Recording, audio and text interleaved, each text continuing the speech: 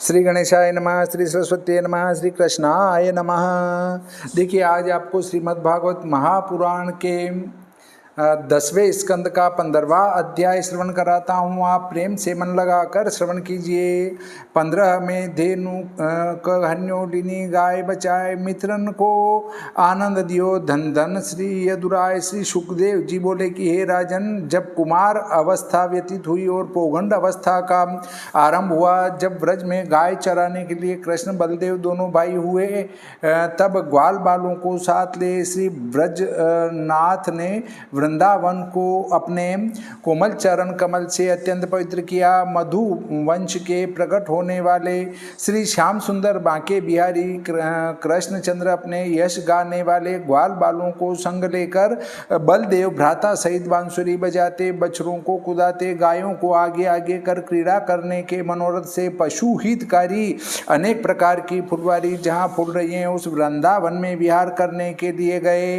वह वृंदावन के सहाय मधुर मधुर वाणी वाले भोरे मृग, अनेक प्रकार के पक्षी जहाँ वास कर रहे हैं, महत पुरुषों के मन के सदृश निर्मल जल से सुंदर सरोवर भरे हुए हैं, जिनका स्पर्श करके कमल कमलिनी दोनों नित्य प्रफुल्लित रहते हैं। उनकी सुगंधि युक्त पवन दिन रात चलती रहती हैं। ऐसे मनोहर वृंदावन को देखकर श्री कृष्ण भगवान ने विहार करने की इच्छा की।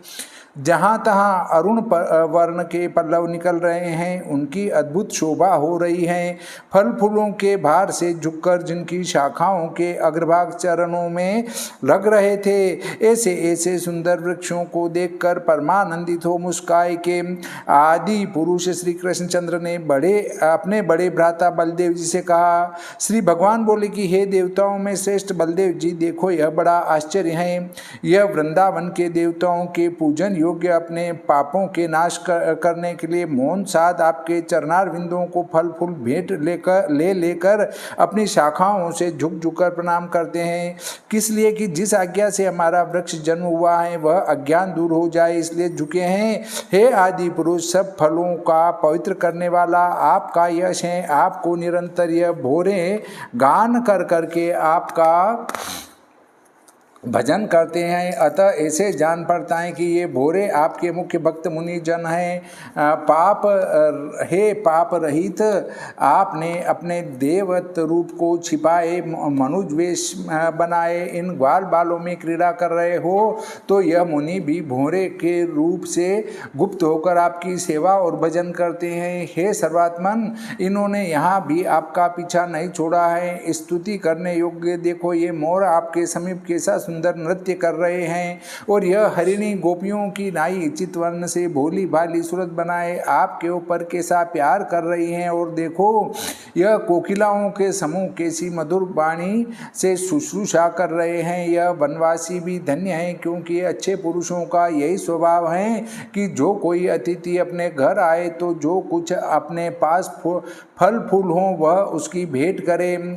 आज यह भूमि तृणलता आपके चरणार बिंदुओं को स्पर्श करके आनंद पाती हैं। नदी, पर्वत, पक्षी, वन के पशु भी धन्य हैं, जो आप दयापूर्वक इन पर दृष्टि डालते हैं। जिस वक्षस्थल की लक्ष्मी इच्छा करती हैं उसका स्पर्श गोपियों को होता है, इसलिए यह भी धन्य है। इतनी कथा कह श्री सुखदेव जी बोले कि हे कुरुकुल मुकुटमणि, ऐसी अद्भुत वृंदावन की शोभा देख प्रसन्न मन श्री कृष्णचंद्र पर्वत के समीप यमुना नदी के तीर पर गौओं को चराते ग्वाल बालों के संग विहार करते थे। मदोन्मत्त भोरे जिस समय गुंजार करते थे, तब श्री कृष्ण और बलराम आप भी उनके स्वर में स्वर मिलाकर गाते थे। वनमाला पहने हुए बलदेव जी के साथ ग्वाल बाल जिनके चरित्रों को गाते थे, कभी राजहंसों की मधुरवाणी सुन उनके संग वैसे ही मधुरवाणी बोलते थे, कभी अपने साथी मित्रों को हंसाने के लिए मोरों को नाचता देखकर उनके सम्मुख आप भी जामा फैलाकर नाचते थे। कभी जो कोई गाय चरती चरती दूर निकल जाती थी तो मेघ के समान गंभीर शब्द से प्रसन्न हो उनके नाम ले लेकर बुलाते थे। कभी चकई चकोर क्रोंच चकवा भारद्वाज चातक कीर कपोत सारिका मोर इनके शब्द सुन आप भी उसी प्रकार का शब्द उच्चारण करते थे। कभी व्याघ्र सिंह को देखकर डर कर जैसे और पशु भागते हैं वैसे ही गायों को देख भयभीत हो आप भी भागते थे। किसी समय खेलते खेलते बलदेव जी को परिश्रम हो जाता था, तब किसी मित्र की गोदी में सिर चरण रख उसकी जंगा का तकिया बनाकर सो जाते थे।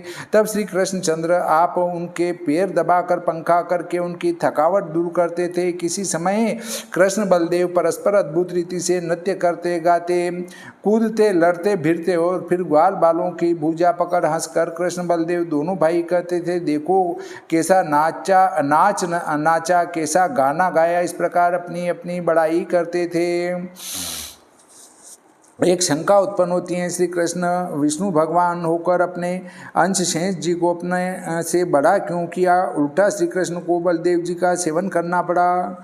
उत्तर त्रेता में लक्ष्मण जी ने श्री रामचंद्र जी की बहुत सेवा की थी और बिना रामचंद्र जी की आज्ञा लक्ष्मण जी ने कोई कार्य नहीं किया। तब रघुनाथ जी ने प्रसन्न होकर लक्ष्मण को वरदान दिया कि हे भैया लक्ष्मण, द्वापर में तुमको अपना बड़ा भाई बनाकर हम तुम्हारी सेवा करेंगे। तुम्हारा नाम बलदेव होगा और हमारा नाम विपिन बिहारी होगा। इसलिए शेष जी विष्णु से बड़े हुए।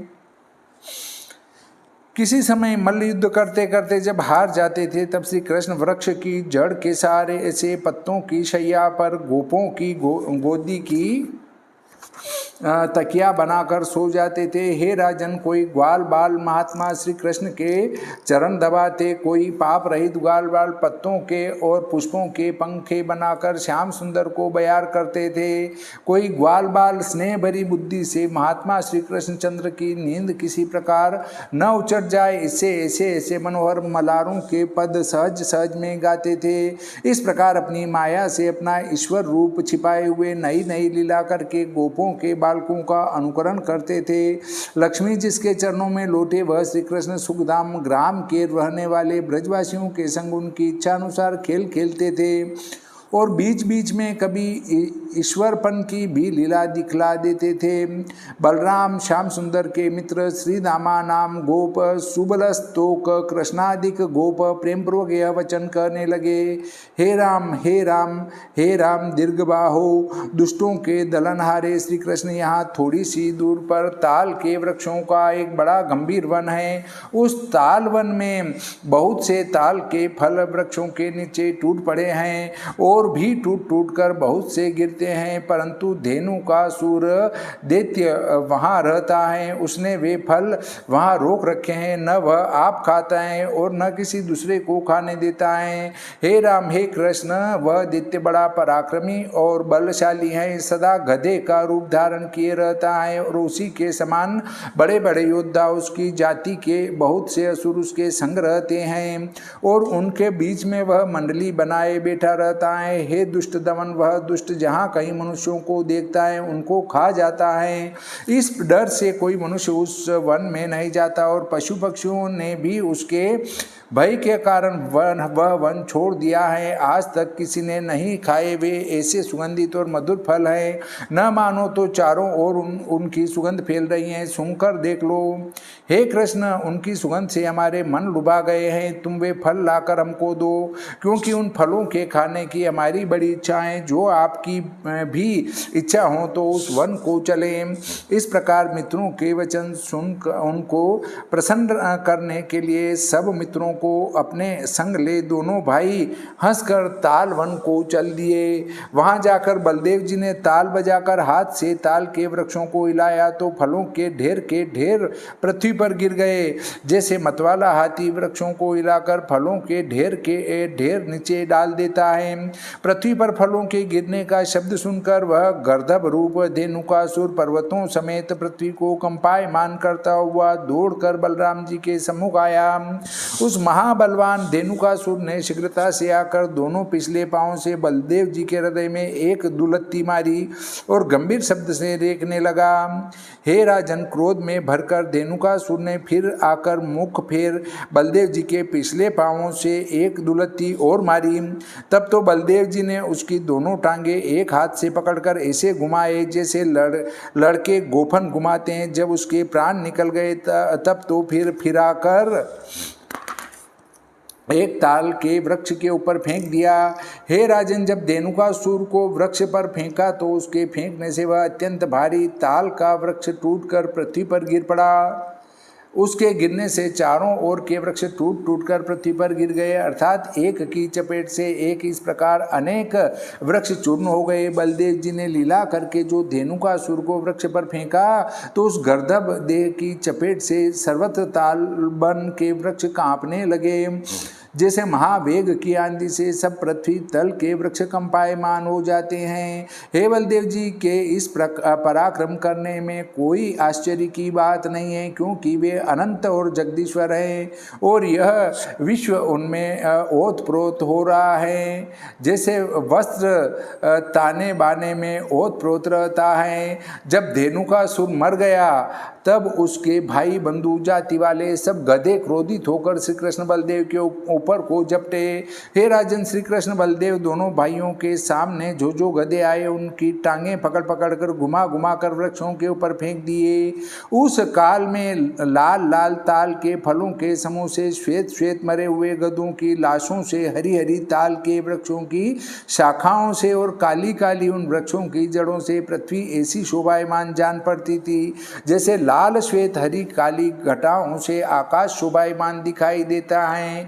ऐसे अद्भुत चरित्र कृष्ण बलदेव के देख देख कर देवता लोग प्रसन्न हो होकर आकाश से फूलों की वर्षा करते थे और अनेक प्रकार के बाजे बजा बजा कर स्तोत्र पढ़ते थे।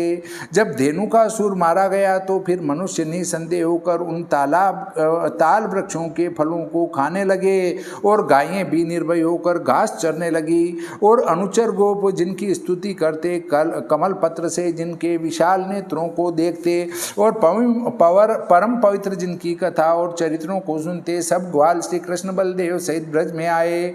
गायों की खुरों की जो धूरी उड़ती थी उसके पड़ने से जिनके केस धूसर वर्ण हो रहे हैं, मोरपुच्छों के मुकुट शीश पर धारण कर रहे हैं, वन के पुष्पों के तुर्रे कानों में लटक रहे हैं, तिरछी चितवन से मनोहर मुस्कान से इधर उधर को देखते, बांसुरी बजाते, ग्वाल बाल जिनका यश गाते, उन श्री कृष्णचंद्र आनंद कंद यशोदा नंदन को देखने के लिए सब गोपी हिल मिल कर आई। ब्रजबालाओं ने नेत्र रूपी भंवरों की श्री कृष्णचंद्र के मुख कमल के रस से दिन दिन तृष्णा को और श्याम सुंदर के विरह के ताप को शांत करके लाज भरी मुस्कान से और कटाक्ष भरी चितवन से जो आदर सम्मान किया उसको स्वीकार करके ब्रज में आए। पुत्रों में जिनका परम स्नेह वह यशोदा और रोहिणी अपने पुत्रों की इच्छा अनुसार सब पदार्थ उपस्थित रखती थी। ब्रज बिहारी ने ब्रज में आकर उपटन लगाकर स्नान किया तो मार्ग का सब श्रम दूर हो गया।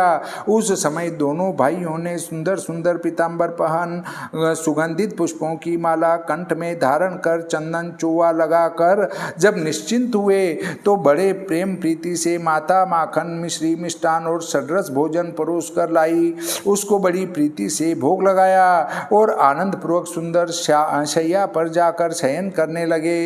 हे राजन, इस प्रकार वृंदावन बिहारी भक्त हितकारी श्री कृष्ण भगवान नित्य प्रति वृंदावन में विहार किया करते थे। एक दिन बिना बलराम को संग लिए अकेले ही ग्वाल बालों को साथ ले यमुना के तीर धेनु चराने गए। मार्ग में ग्रीष्म की धूप से अत्यंत व्याकुल होकर गाय और ग्वाल बाल बहुत त्रसित हुए। तब सब ने प्यास के कारण काली दह में जाकर विष से दूषित यमुना जी का जल पिया।